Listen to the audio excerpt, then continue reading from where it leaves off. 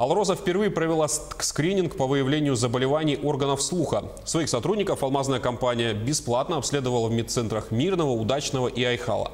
Всего осмотрели более 1000 работников. И что предложит тем, у кого обнаружились подобные отклонения, узнавала Альбина Шарафидинова.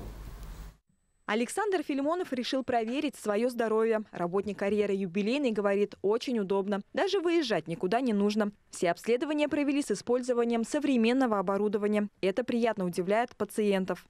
Я не ожидал, что такие манипуляции проводят. Думал, все намного проще. Но оказалось, что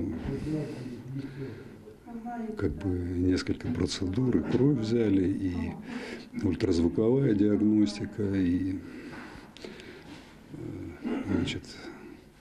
приборы для определения границ слуха.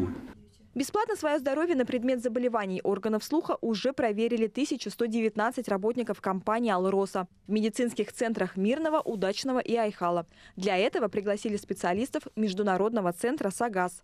Приехал врач-сурдолог, врач ультразвуковой диагностики, проводят аудиометрию, ультразвуковое исследование брахиоцефальных артерий, которые отвечают за кровоснабжение шеи и головного мозга, и лабораторные исследования.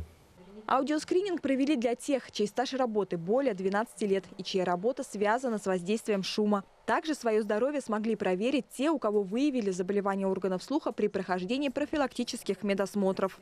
Это специалисты-водители, это работники подземной группы, в которых производственный фактор, таким как профвредность, является производственный шум. Это основные такие специальности, конечно, которых мы постарались охватить. Это работники попали, которые по заключительным актам были и состояли уже в группе риска. Результаты обследования здоровья работников «Алроза» проведут в январе. Тем, у кого выявят патологии, предложат пройти лечение. В дальнейшем такие обследования будут проводиться и по другим программам. Альбина Шарафидинова, Виктория Бреус, Дмитрий Храмкин, Антон Каханский, Денис Сиротин, телеканал «Алмазный край».